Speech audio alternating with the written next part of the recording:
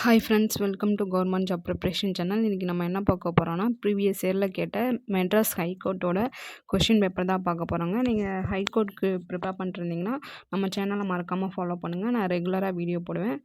So வாங்க என்ன question பார்க்கலாம். ஃபர்ஸ்ட் கொஸ்டின், ஆல்ரெடி நான் 50 கொஸ்டின் வீடியோ போட்டிருப்பேன். அது ரிமைனிங் 50 இன்றைக்கி போடுறேன். அடுத்து டெய்லியும் நான் ப்ரீவியஸ் இயர் கொஸ்டின் பேப்பர் ரெகுலராக போடுவேன். ஸோ மறக்காமல் ஃபாலோ பண்ணுங்கள் நம்ம சேனலை. வாங்க என்ன கொஸ்டின் பார்க்கலாம். ஃபர்ஸ்ட் கொஸ்டின், வீடுகளில் இயற்கையான முறையில் டேஸை பயன்படுத்தி பூச்சிக்கொல்லிகளை தடுக்கலாம். இதுக்கு ஆன்சர் என்னென்னு பார்த்தீங்கன்னா வேப்ப இலை. ஆப்ஷன் ஏ துளசி இலை, களைக்கொல்லி, வேப்ப இலை. ஆப்ஷன் டி வந்து ஏஎன்சின்னு கொடுத்துருக்காங்க. இதுக்கு என்ன வரும்னா ஆப்ஷன் சி வேப்ப இலை. அடுத்த கொஸ்டின், பருவ முதிர்ச்சியின் போது டேஸ் அகன்று ஒளி மாறுபடும் அப்படின்னா குரல் வலை. சயின்ஸில் படிச்சிருப்பீங்க. பருவ முதிர்ச்சினாலே ஃபஸ்ட்டு குரல் வலை தான் சேஞ்ச் ஆகும். அடுத்த கொஸ்டின், கீழ்கண்டவற்றில் எதனை பயன்படுத்தி உராய்வு குறைக்கலாம் அப்படின்னு கேட்டிருக்காங்க. பரப்புகளை வலுவழுப்பாக்குவதன் மூலம் உராய்வை குறைக்கலாம். அடுத்த கொஸ்டின்,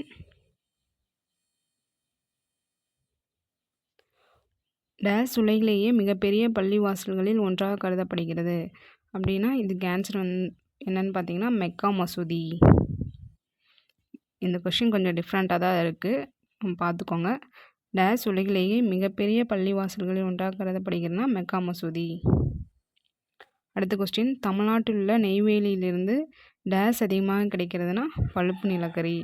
இது எல்லாத்துக்கும் தெரியும்னு நினைக்கிறேன். அடுத்த கொஸ்டின், டேஸ் வயதுக்குட்பட்டவர்கள் குழந்தை தொழிலாளர்கள் என அழைக்கப்படுகிறார்களா 14 வயதுக்குட்பட்டவர்கள். அடுத்த கொஸ்டின், பித்தநீர் என் நிறத்தை உடையது அப்படின்னு கேட்டால் பித்தநீர் வந்து பச்சை நிறம். அடுத்த கொஸ்டின், இந்தியாவின் மிக உயர்ந்த இலக்கிய விருது என்னன்னு கேட்டால் ஞானபீட விருது. அடுத்த கொஸ்டின், இந்தியா முதல் அணுகுண்டு சோதனை நடத்திய இடம் எங்கன்னா பொக்ரான் அணுகுண்டு சோதனை. அடுத்த கொஸ்டின், இரவு நேரத்தில் வாகனத்தை சாலை ஓரத்தில் நிறுத்தும்போது, இது ஆக்சுவலி டிரைவர் கொஸ்டின். மெட்ராஸ் ஹைகோர்ட்டோட டிரைவருக்கு அப்ளை பண்ணவங்களுக்கு இந்த கொஸ்டின் கொடுப்பாங்க. ஸோ அதனால் ஒரு டிரைவர் என்னென்ன தெரிஞ்சிருக்கணுமோ அதை கொஸ்டினும் கேட்டிருப்பாங்க. ஸோ நீங்கள் டிரைவருக்கு ப்ரிப்பேர் பண்ணிருந்தீங்கன்னா நம்ம சேனலை மறக்காமல் ஃபாலோ பண்ணுங்கள். இதுக்கு இரவு நேரத்தில் வாகனத்தை சாலை ஓரத்தில் நிறுத்தும்போது என்ன பண்ணணும்னா வாகன நிறுத்தத்திற்குரிய விளக்கு தொடர்ந்து ஒளிர வேண்டும். அடுத்த கொஸ்டின், மூடுபனி விளக்குகள் எப்போது பயன்படுத்தப்படுகின்றன அப்படின்னு கேட்டிருக்காங்க. இது மூடுபனி இருக்கும்போது, மூடுபனி இருக்கும்போது தான் மூடுபனி விளக்குகள் பயன்படுத்தப்படும். அடுத்த கொஸ்டின், வாகனத்தில் எரிபொருள் நிரப்பும்போது நாம் டேஸ் கூடாது, புகைப்பிடிப்பது கூடாது. ஆமாம். அடுத்த கொஸ்டின், பின்வரும் போக்குவரத்து குறியீடு குறிப்பது, இது லெஃப்ட் தானே குறிக்குது, ஸோ இடதுபுறம் திரும்ப தடை. அடுத்த கொஸ்டின், ஆளில்லா ரயில்வே பாதையை கடக்கும்போது ஓட்டுநர் கண்டிப்பாக என்ன பண்ணணும்னா நிறுத்தி கவனித்து பாதுகாப்பாக இருந்தால் வாகனத்தை இயக்க வேண்டும். அடுத்த கொஸ்டின், பின்வரும் போக்குவரத்து குறியீடு எதனை குறிக்கிறது அப்படின்னா நல்லாவே தெரியும், மோட்டார் வாகனங்கள் கார்கள் செல்ல தடை. அடுத்த கொஸ்டின், புதிய வாகனத்திற்கு மாசு கட்டுப்பாடு சான்றிதழ் செல்லுபடியாகும் காலம் ஓராண்டு. அடுத்த கொஸ்டின், வாகனங்களை எங்கு நிறுத்த தடை செய்யப்பட்டுள்ளது அப்படின்னு கேட்டிருக்காங்க, நடைபாதையில். அடுத்த கொஸ்டின், பார்வையற்ற ஒருவர் வெள்ளை நிற கைத்தடியுடன் சாலையை கடக்கும்போது ஓட்டுநர் என்ன பண்ணணும்னா வெள்ளை நிற கைத்தடியை வாகனத்தை நிறுத்தும் போக்குவரத்து சமிக்கையாக கருத வேண்டும். அடுத்த கொஸ்டின், சாலையில் தொடர்ந்து மஞ்சள் நிற கோடு இடப்பட்ட இடத்தில் கண்டிப்பாக என்ன பண்ணணும்னா வாகனம் மஞ்சள் நிற கோட்டை தொடவோ கடக்கவோ கூடாது. அடுத்த கொஸ்டின், வாகனத்தை பின்னே இயக்க தடை செய்யப்பட்ட சாலையின் பெயர் என்னன்னா ஒரு வழிச்சாலை. அடுத்த கொஸ்டின், மினுமினுக்கும் சிவப்பு நிற போக்குவரத்து சமிக்கை எதனை குறிக்கிறது அப்படின்னா வாகனத்தை நிறுத்தி பாதுகாப்பாக இருந்தால் தொடரலாம் அப்படின்னு சொல்லுது. அடுத்த கொஸ்டின், ஒரு வாகனத்தை முந்தி செல்லும்போது ஓட்டுநர் என்ன பண்ணணும்னா எச்சரிக்கையுடன் வேகத்தை அதிகரிக்கலாம். அடுத்த கொஸ்டின், பின்வரும் போக்குவரத்து குறியீட்டின் பொருள் என்னன்னா வழுக்கும் வழிப்பாதை. இது வழுக்கும் வழிப்பாதை. அடுத்த கொஸ்டின், பதிவு செய்யப்படாத வாகனத்தை பொது இடத்தில் பயன்படுத்துவது சட்டத்திற்கு புறம்பானது. அடுத்த கொஸ்டின், இருசக்கர வாகன ஓட்டுநர் உரிமம் பெறுவதற்கான குறைந்தபட்ச வயது என்னன்னு கேட்டிங்கன்னா 16 தான். நான் கூகுள் சர்ச் பண்ணி பார்த்தேங்க, இதுக்கு ஆன்சர் 16 தான் வரும். அடுத்த கொஸ்டின், வாகனத்தை நிறுத்தும்போது பின்வருவனவற்றில் எது பயன்படுத்தப்படுகிறது அப்படின்னு கேட்டிங்கன்னா கை பிரேக். அடுத்த கொஸ்டின், பின்புற கண்ணாடி எதற்கு பயன்படுகிறது அப்படின்னா பின்வரும் வாகனங்களை பார்ப்பதற்கு. அடுத்த கொஸ்டின், வரிக்கடவை அப்படின்னா ஜிப்ரா கிராசிங் எதற்கு பயன்படுகிறதுனா பாதசாரிகள் சாலையை கடந்து செல்வதற்கு. ஆமாங்க. அடுத்து, வாகனம் ஓட்டும்போது ஓட்டுநர் எப்போதும் டேஸ் அணிந்திருக்க வேண்டும், இருக்கை பெல்ட். அடுத்த கொஸ்டின், வாகனம் ஓட்டும்போது பின்வரும் எந்த பொருளை பயன்படுத்துவது தடை செய்யப்பட்டுள்ளது அப்படின்னா கைபேசி. அடுத்த கொஸ்டின், இயல்பாக ஒரு நபர் ஒரு நிமிடத்திற்கு எத்தனை முறை சுவாசிப்பார்னு கேட்டால் 12 to 20 முறை. அடுத்த கொஸ்டின், மயங்கி விழுந்த ஒருவரை மீட்க உடனடியாக நாம் என்ன செய்ய வேண்டும் அப்படின்னா சமநிலையில் படுக்க வைக்க வேண்டும். அடுத்த கொஸ்டின், ஒருவருக்கு மூக்கில் ரத்தம் வந்தால் அவருடைய தலை எந்த நிலையில் இருக்கும் வேண்டும் அப்படின்னா தலையை முன்னோக்கி சாய்த்தல் வேண்டும்.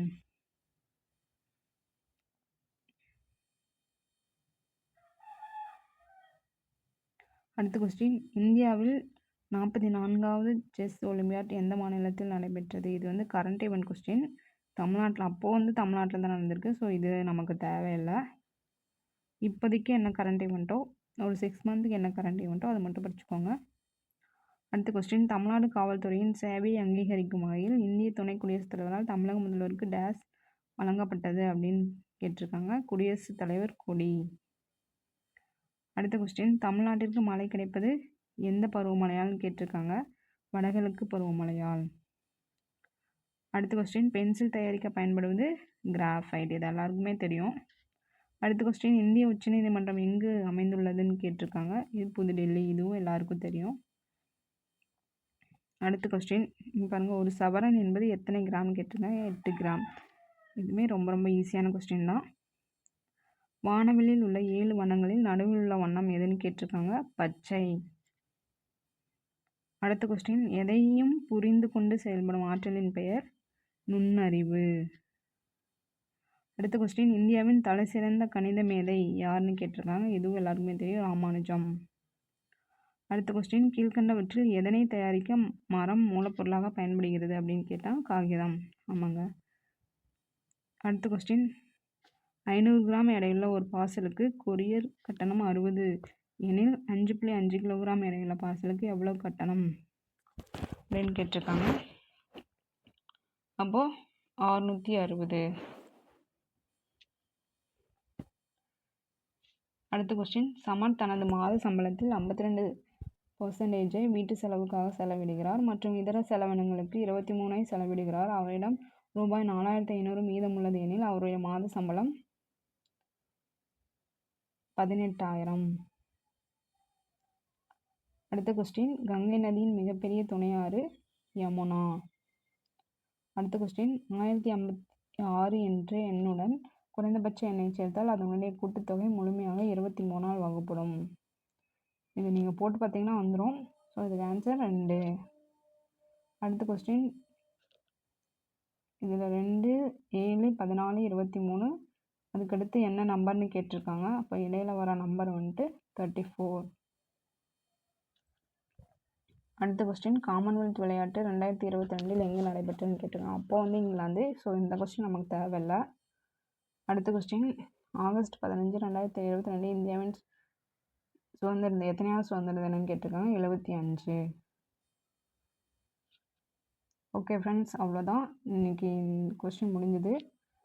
நான் ரெகுலராக ப்ரீவியஸ் இயர் கொஸ்டின் பேப்பர் ரெகுலராக போடுவேன். ஸோ நீங்கள் ஹைகோர்ட்க்கு ப்ரிப்பேர் பண்ணிருந்தீங்கன்னா நம்ம சேனலை மறக்காமல் ஃபாலோ பண்ணுங்கள். அண்ட் உங்கள் ஃப்ரெண்ட்ஸ்க்கும் ஷேர் பண்ணுங்கள். Thank you friends.